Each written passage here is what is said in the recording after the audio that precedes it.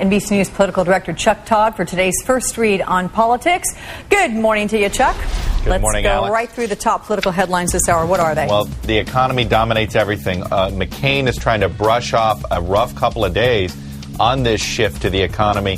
Yesterday had a couple of aides that sort of got in the way of the message, had the little BlackBerry gaffe, where one aide said that McCain may have been responsible for inventing the BlackBerry. The campaign, of course, backed off on that, but they've had a lot of little sideshow attacks on that. And then Carly Fiorina, one of his chief economic voices in the campaign, said that nobody, including John McCain or Sarah Palin, was qualified to run a major corporation. That, of course, was beaten back. Mitt Romney took to the airwaves to try to fix that.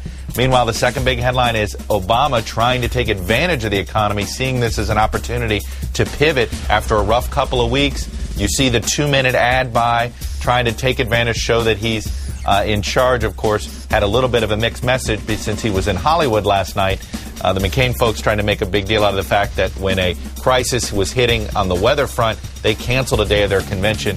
Crisis on the Wall Street front, and Obama still goes to Hollywood to raise money. And finally, Sarah Palin. She is going to the United Nations next week. We know of at least one planned event, a protest, that actually she was going to be showing up with Hillary Clinton until Hillary Clinton found out Sarah Palin was going to be there.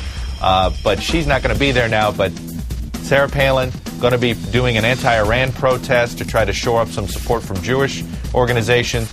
And also, she hopes to have some meetings with some foreign leaders so that she does not go down as a vice presidential candidate who has not met with any foreign leaders. Okay, I want to ask you about Sarah Palin in just a second, but can we talk economy for a moment, Chuck? Because right now you've got the economy taking front and center, and yet, as you well know, you've got House Speaker Nancy Pelosi saying that she's calling for investigation. She wants top Bush administration officials to come on board and talk about it, the heads of all the financial giants to come on board to Capitol Hill and talk about it.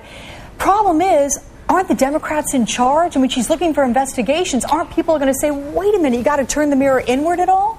Absolutely. What's been interesting, frankly, with both of the campaigns, both parties, everything has been in reactive mode. They're trying to react to what's going on Wall Street.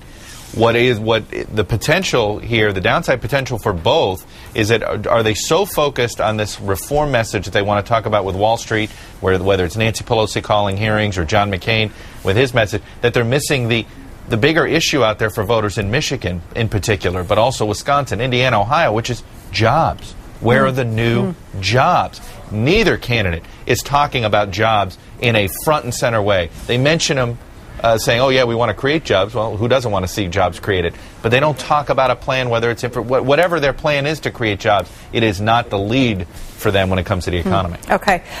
Sarah Palin seems to not be the lead, speaking of which. I mean, she was certainly front and center in the American political discourse. But where does she fit into it right now? Well, it's interesting, you know, that McCain ad that you just showed at the beginning of this segment, first one that we've seen that doesn't mention, since she was named as the running mate, doesn't even mention Sarah Palin by name. We do see a McCain-Palin bumper sign basically at the end of the ad, but that's it. No mention of her name. So all of a sudden, the Obama campaign had been trying to figure out how to take her off the front pages. Well, Wall Street did it for them, and this might become but we'll see now the Palin effect starting to wear off a little bit on McCain. We'll see if that has an effect on the polls. Okay. Chuck Todd, and keep on rooting for our boys in blue out west in L.A.